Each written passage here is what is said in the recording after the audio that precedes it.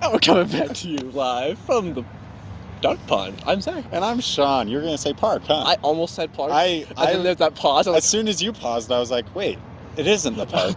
I was in the exact same spot you were. It's wild. We're so not used to it. We're so used to being at the park. Class today really broke our brains. That's an understatement. Fetch, I also... We'll talk about it later. I don't want to give so much context because I can't even give that much context. Yeah. Anyways, we came from our philosophy class, our Eastern religions class, and we're broken. We are broken people. Well, no. Here's what we'll say. The summary of the whole class happened today. Oh, right? yeah. I'll give the people this. This was the summary of the whole class. Our professor, we were discussing the concept given in the Rigveda, that in the beginning there was non-existence and existence at the same time. There was neither. There was neither. Existence. There was neither. Yeah. Okay, there was neither. Everything did not exist and also did not exist. Anyways, whatever. Clearly it does make sense. So someone made a comment and or a question or something, and he was talking and he said, okay, does that make sense? And the student said, wait, I'm not sure. What did you say? And then our professor said, exactly. And then that's that. And that summarizes the whole class period basically perfectly. Today. And I loved it. It was perfect. Every minute I clapped, man. I did. Did you see me do a golf clap when he said that? I was like, that was perfect. So yeah, that's what we've been through today. It's fun. You know what's funny about it? It reminds me of nihilism in some ways, which I find nihilism a funny concept. But the way it reminds me of nihilism is that, like, they obviously, like, have rituals and things going on in the Rigveda.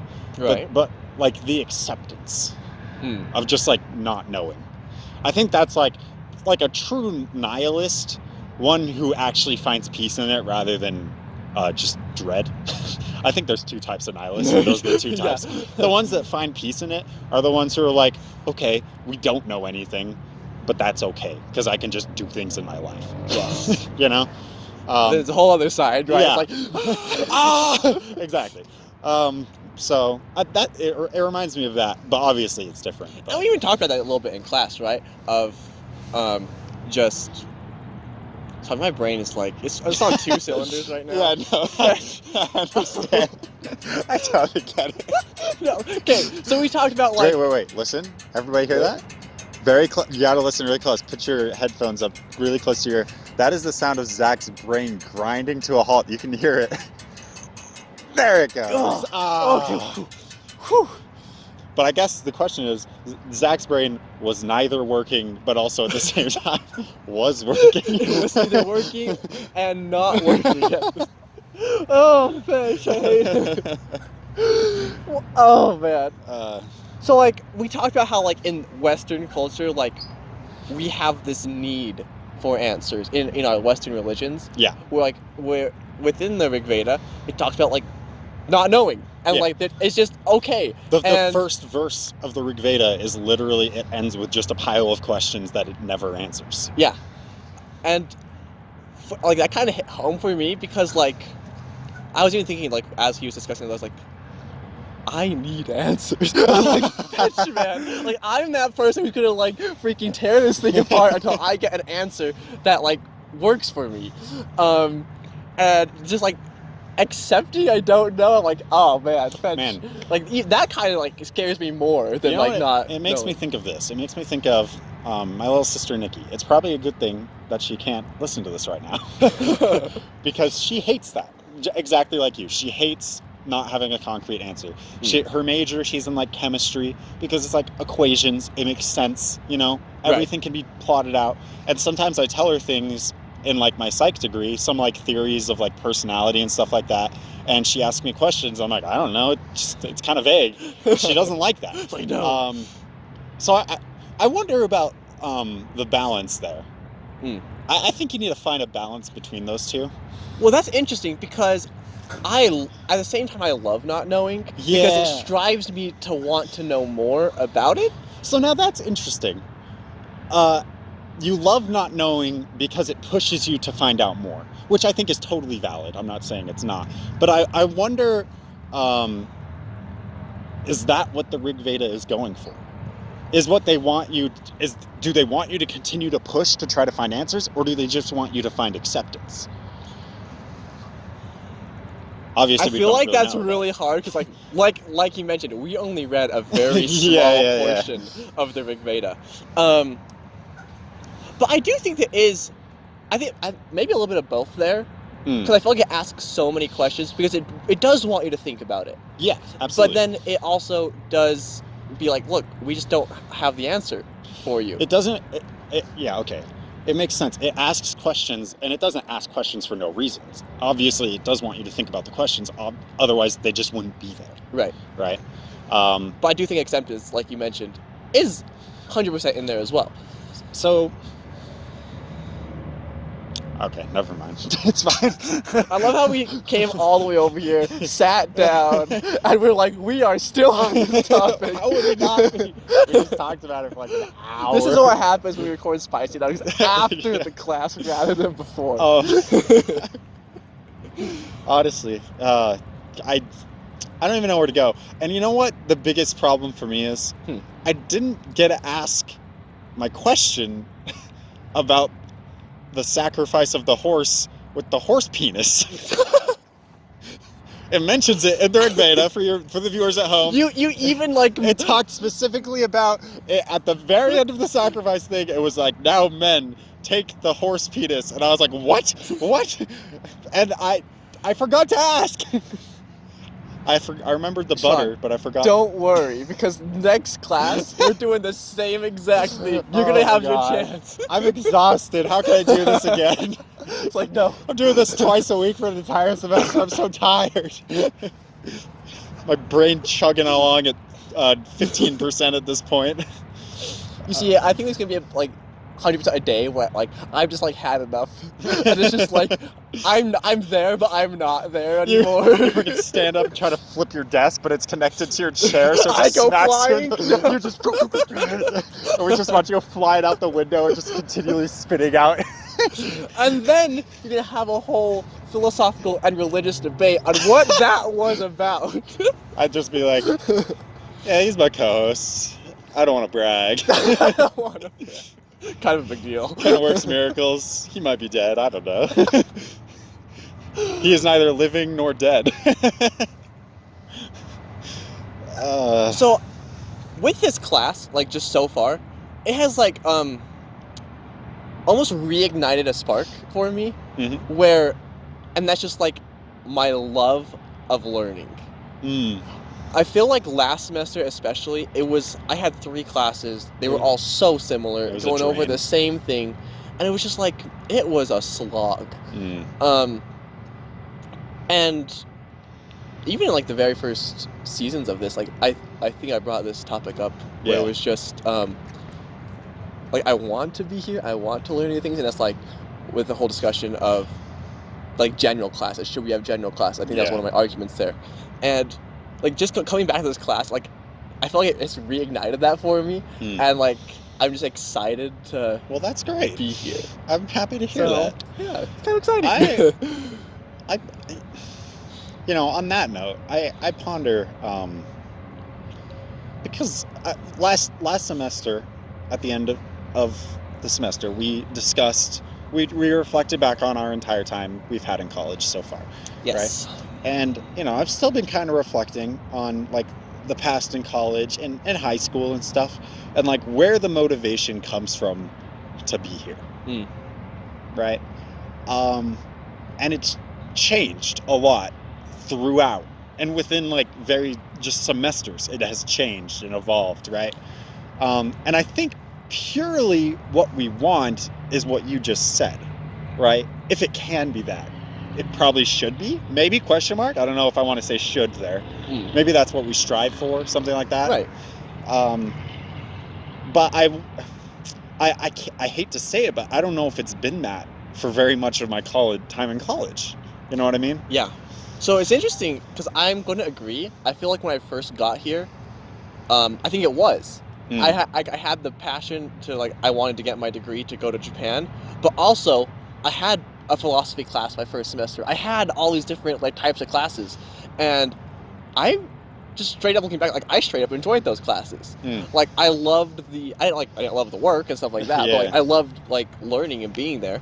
And then I feel like, especially like the last couple semesters, it has been that drag, right? Like we're in the middle or like nearing the end, and it's like, you just part of you wants it to be over, but part of you like what you're doing, and I feel like this class specifically had like reignited that for me. It was like, yes, I'm enjoying this.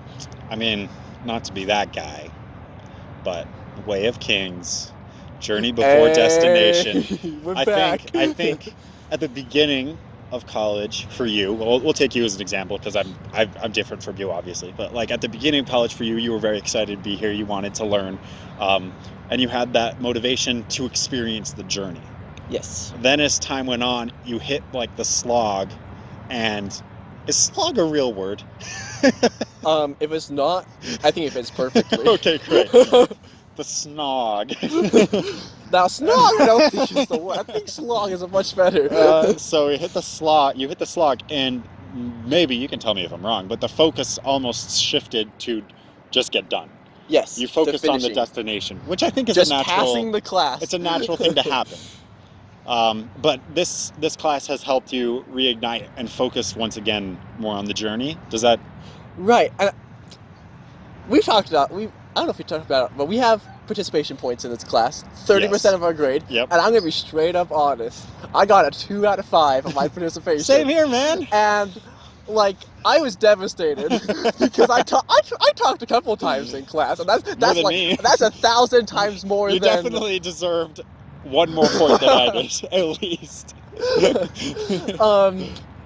So like I was upset about that, but at the same time I was still excited to come back, even though I dreaded it. Like last night I was seriously having anxiety about what I was going to talk about in class. Like it's straight up, I was like, fetch, dude, Yikes. I have to have something. But at the same time I wanted to come, so it's kind of weird. You're living in duality. A balance. You want to come. But I don't want to participate. participate. You neither want to come, nor do you not want to come.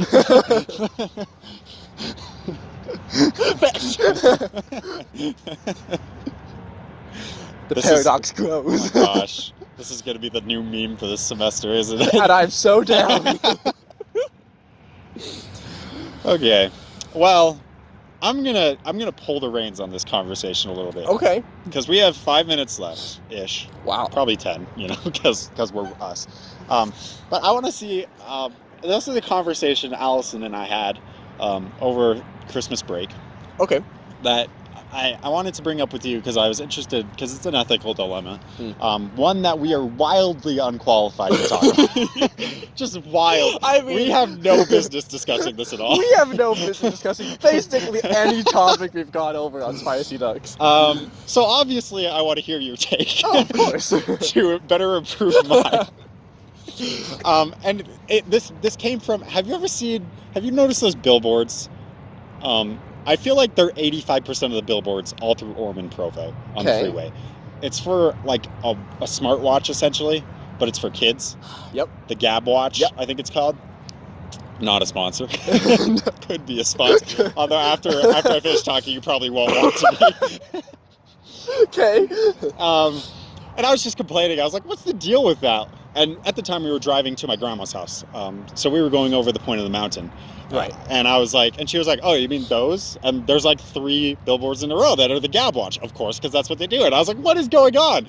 And Allison brought up, she's like, yeah, a bunch of kids at the school I work at have those, and they're a problem because we have to tell them you can't use that because anytime there's like a problem, they instantly call their parents, and there's no way to block that. Right. Right?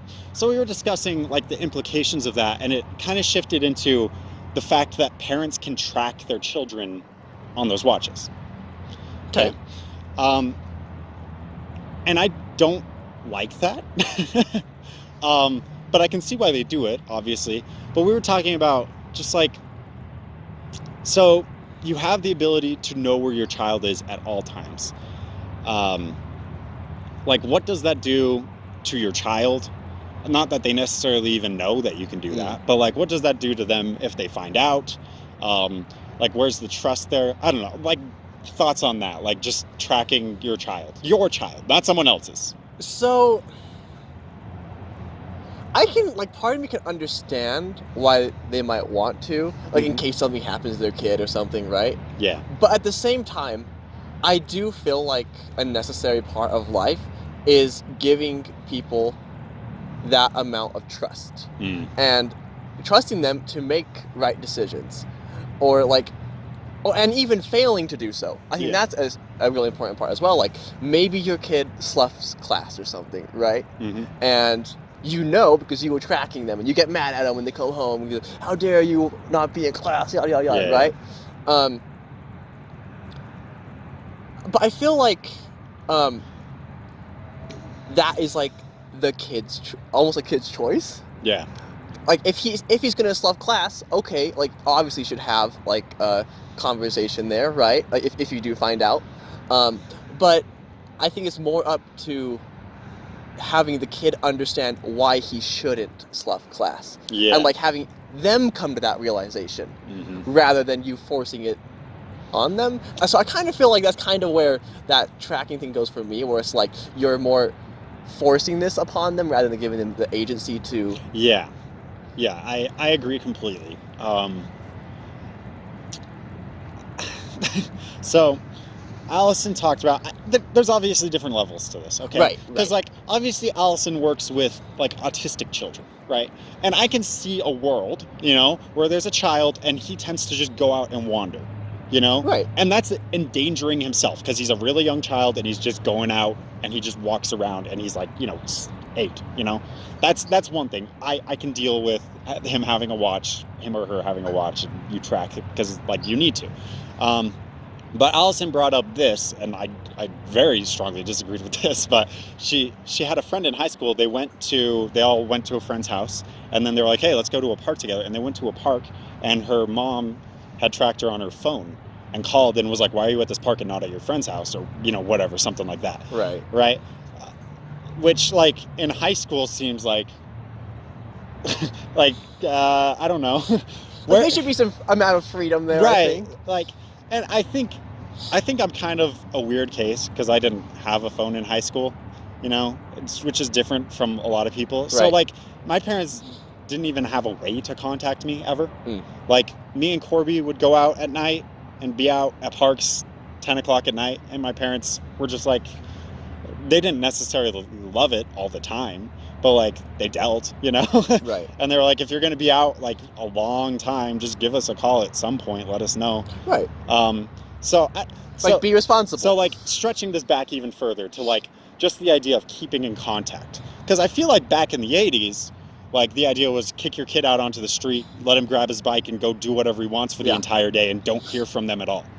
So do you think this shift where it's like more like at least like you should be texting them all the time, or what are your thoughts?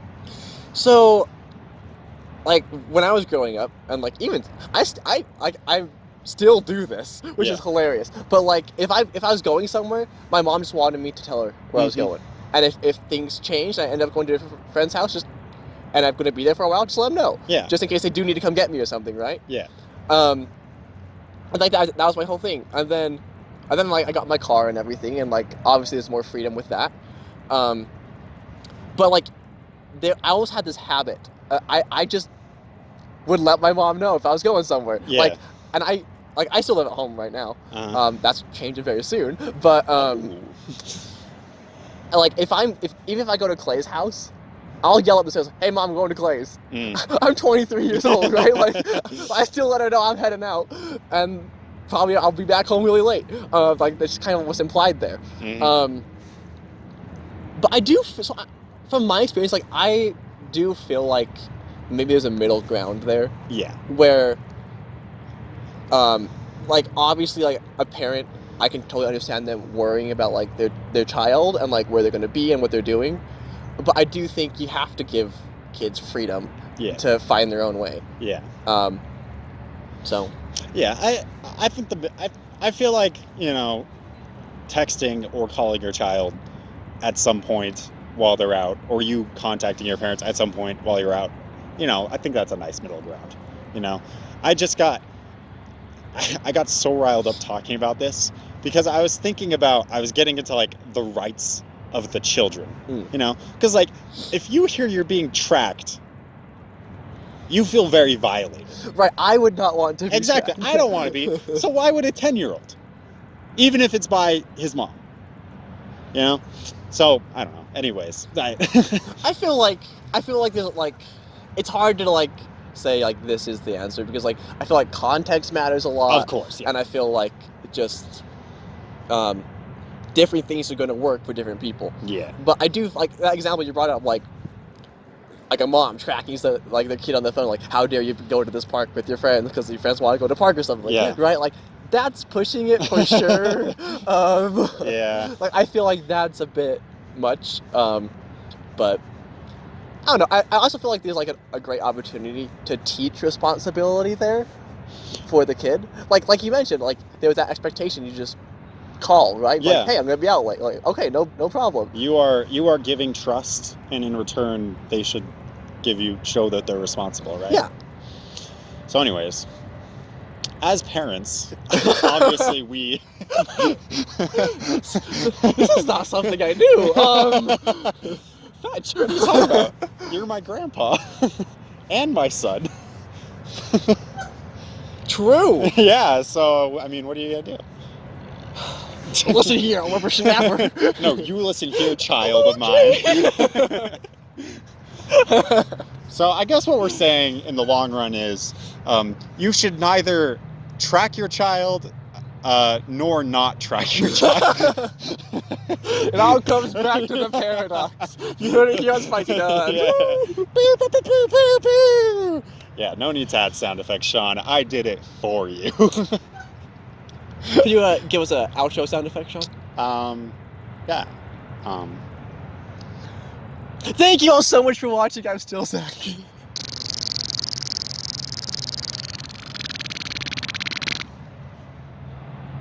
And he's still Sean. Thank you all so much for watching. We'll see you next time. Bye.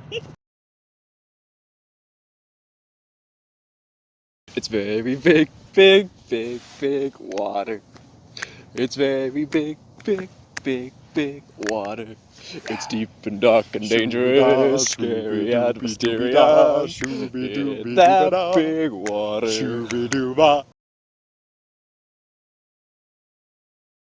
Why is it even in selfie mode? Sean, you've been taking selfies all day, every day, baby. I was gonna say, man, like this bench. As soon as I sat down, it is quite cold. That's an understatement. You could call me, you know what? Call me an Arctic pirate, because I just found me some cold booty. Zach, no, don't leave. Come on, that was great. The question is, how long have you been waiting to use that one, Sean? On the show or just in general? Just in general. I used it a few weeks ago. Okay, so on the show, how long have you been waiting? A few weeks. Because it came to me on the spot when I said it, and I was like, that was probably the smartest thing I've ever said. I just peaked. What an unfortunate way to peak. That was it. Yep. I made it. At least I didn't peak in high school. Look at me. I'm in college. So how does it feel, Sean? You know? Like knowing it's only a downhill slope from here. It feels like two cold buns. Oh my gosh.